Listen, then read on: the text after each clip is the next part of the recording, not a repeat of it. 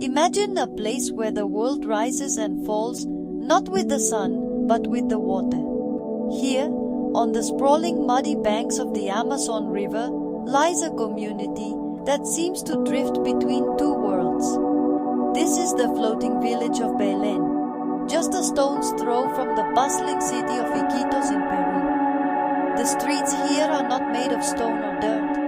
They are liquid highways of brown water, reflecting the endless sky above. Houses, shops, and even a school are built on massive balsa wood rafts. They are tethered to one another, a resilient cluster of human ingenuity, bobbing gently on the river's slow, powerful current. This is a world dictated entirely by the river. During the dry season, the water recedes, leaving the houses perched high on their stilts, looking like strange, long-legged birds standing in the rain. Children play on the damp earth below, and temporary walkways connect the homes. But when the rains come, the Amazon swells. It rises silently, sometimes several meters in a single season. The river reclaims the land, and the village begins to float once more. The houses lift with the rising tide, their foundations groaning softly, as life adapts to a world that is once again adrift on the water. This constant dance with the river has shaped every aspect of life. It requires a deep understanding of the water's moods and a profound respect for its power. The people who live here are not just residents, they are part of the river's ecosystem, as much as the pink river dolphins that occasionally surface, or the colorful macaws that fly overhead. Their survival depends on their ability to read the subtle signs of the changing seasons. The color of the water, the direction of the wind, the behavior of the fish, all are messages from the great river that sustains and threatens them in equal measure. To an outsider, it may look like a precarious existence, a life lived on the edge of uncertainty. Yet, there is a remarkable harmony here. The community moves as one, connected by shared challenges and a deep, unspoken bond forged by their unique way of life. They have learned to live not against the river, but with it. Their homes are not just structures, they are vessels, designed to navigate the ebbs and flows of their liquid world. This is a testament to human adaptability, a quiet story of resilience whispered on the gentle lapping of the Amazon's waters. The day in Belén begins long before the sun climbs high enough to burn through the morning mist. A symphony of sound awakens the village. It starts with the distant call of a howler monkey from the deep jungle across the water, a low guttural roar that echoes over the river.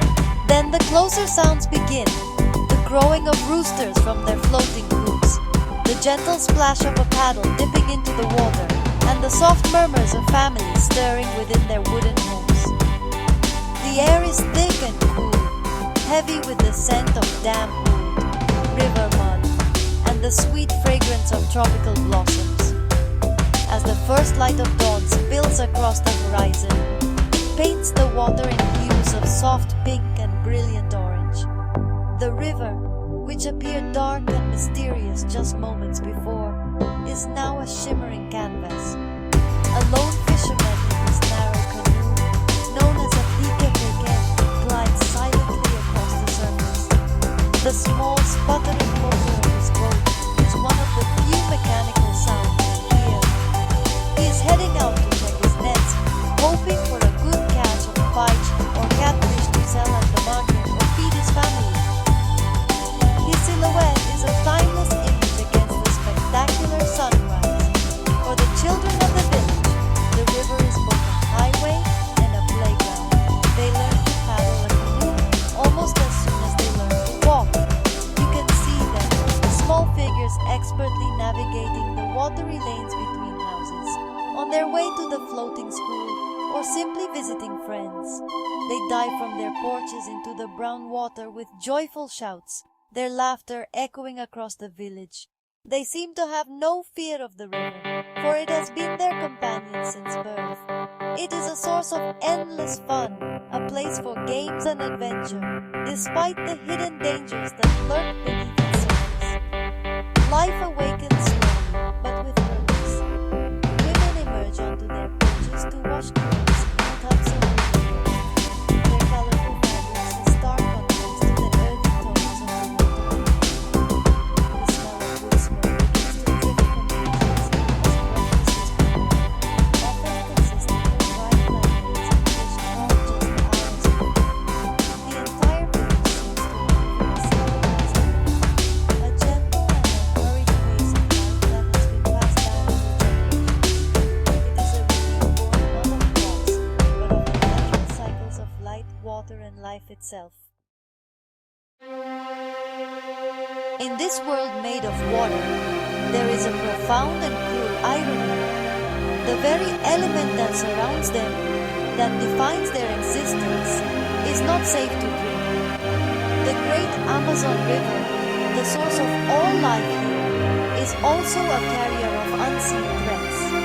With no modern sewage system, the river serves as the community's de facto sewer. Waste from hundreds of households, as well as runoff from the nearby city of Iquitos, flows directly into the water that laps against the foundations of their homes. This creates a constant invisible danger that affects everyone. For every family, securing clean water for drinking and cooking is a daily struggle, a relentless and time-consuming chore. Some collect rainwater in large barrels during the wet season, a precious resource that must be carefully rationed. Others must make the journey by canoe to Iquitos to buy purified water in large plastic containers. This is a significant expense for families who often have very little income. The weight of these containers makes the journey back a difficult one, a careful balancing act in a small unstable boat. It is a burden that falls heavily on the shoulders of every household. The health consequences of living with contaminated water are severe and ever-present. Sickness is a constant companion in the village. Intestinal parasites, dysentery, and skin infections are common, especially among the most vulnerable, the children and the elderly. Mothers worry constantly, trying their best to keep their children from swallowing the river water as they go. But it is an impossible task. The river is their front yard, and its water touches every part of their lives. The lack of sanitation is a silent crisis, a daily battle for health and well-being fought with limited resources.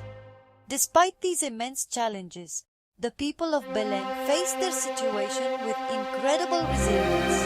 They have developed traditional methods to mitigate the risks, such as boiling water when they have enough fuel, or using certain plants believed to have purifying properties. Community health workers make rounds in their homes, distributing information and basic medical supplies. Yet, these efforts are often not enough to combat the overwhelming scale of the problem. The quest for something as fundamental as a safe glass of water remains the single greatest hardship of life on the river's edge. Daily life in the floating village is a tapestry woven from tradition, hard work, and the simple joys of community. The economy here is intimately tied to the river. Fishing is the backbone of the local livelihood. Men leave in the early morning darkness, their nets and lines ready, and return later with their catch. The fish are then sold at the bustling Belém market, a chaotic and vibrant place on the edge of the water. Here, everything imaginable is for sale, from exotic fruits and medicinal plants to live turtles and freshly caught piranhas. It is the economic and social heart of the community. Women play a central role in the fabric of the village. While men are often out on the river, women manage the household, care for the children, and contribute to the family's income. Many are skilled artisans, weaving intricate baskets from palm fibers or creating colorful jewelry from seeds found in the jungle. Others run small bodegas from their front porches, selling snacks, drinks, and basic necessities to their neighbors. Their canoes are their version of a family car, used for everything from taking children to school to going grocery shopping at the floating market stalls. Community is not just a concept here, it is the essential structure of survival. Neighbors rely on each other for everything. If a house's flotation logs need replacing, men from several families will come together to help with the heavy, dangerous work. If someone is sick, neighbors will share food and medicine. News travels not by phone, but by word of mouth, shouted from one porch to another across the water. This interconnectedness creates a powerful safety net. In a place with few official services, the people are their own police, their own social workers, and their own support system. Evenings in the village have a special kind of magic. As the sun sets, the heat of the day subsides, and a gentle breeze blows across the water. The sounds of the day give way to the symphony of the night jungle. Families gather on their porches, their faces illuminated by the soft glow of a single kerosene lamp or a bare light bulb powered by a small generator. They share stories, listen to a battery-powered radio, or simply sit in comfortable silence, watching the stars appear in the vast dark sky. It is a time of peace, a quiet reward at the end of another day lived in harmony with the river. Life on the Amazon is a delicate balance, and sometimes that balance is violently disrupted. The river, which provides so much, can also take everything away in an instant. The annual flooding is an expected event, but its intensity can be unpredictable. Unusually heavy rains deep in the Andes can send a sudden powerful surge of water downstream. The river can rise with alarming speed, testing the moorings of every house. A snapped rope can send a home drifting uncontrollably down the powerful current, a terrifying prospect for the family inside. The people of Belen live with a constant awareness of the river's hidden dangers. Beneath the placid brown surface swim creatures that command respect and fear. Piranhas, though often exaggerated in myth, can be a real threat, especially if a person is injured and bleeding in the water. Electric eels can deliver a stunning shock powerful enough to incapacitate a grown man. But perhaps the most feared creature is the black caiman, a massive predator that can grow up to 5 meters long. They are masters of camouflage, and at night, their eyes glow like red embers just above the water's surface. Sudden violent storms are another peril of life on the river. The weather can change in a matter of minutes. A clear sunny sky can quickly turn dark and ominous. Fierce winds sweep across the open water, whipping the river into a frenzy of choppy waves that can easily capsize a small canoe. Torrential rain falls in blinding sheets, and lightning cracks across the sky, striking the water with terrifying force. During these storms, families huddle inside their wooden homes, listening to the wind and rain batter their walls and roofs, praying that their tethers hold and their homes remain intact. The greatest suspense, however, comes from the silent, unseen threats. A small cut or scrape, if exposed to the contaminated river water, can quickly become a serious infection. A sudden fever could be a symptom of malaria or dengue, diseases carried by mosquitoes that breed in the stagnant pools of water around the village. For the people of Belen, danger is not always a dramatic event like a storm or a predator. It is often quiet, invisible, and ever-present, a constant tension that underscores the fragility of their existence on the edge of one of the world's wildest places. To witness life in the floating village of Belen is to see both profound hardship and extraordinary beauty. It is easy to focus on the challenges, the lack of clean water, the absence of sanitation, the daily health risks. These are undeniable realities that shape the lives of every person here. Yet to see only the struggle is to miss the deeper story. It is a story of incredible human spirit, of a community that has found a way to thrive in an environment that most would find impossible. The resilience on display here is nothing short of remarkable. There is a unique beauty in their way of life, a deep connection to the natural world that has been lost in so much of our modern society. The children who play in the river, the fishermen who eat the water like fuel, the women who weave the fibers of the forest into art. They all possess a wisdom that comes from living so close to the earth. They are part of a rhythm that is ancient and powerful. The spectacular sunsets that set the river on fire in Chile are not just a pretty view. They are the backdrop to a life lived with grace and dignity. Hope for the future exists, though it is as fluid as the river itself.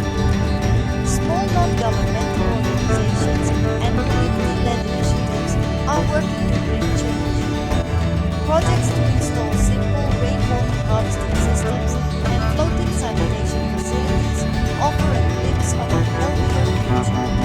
Education is seen as the most promising path forward.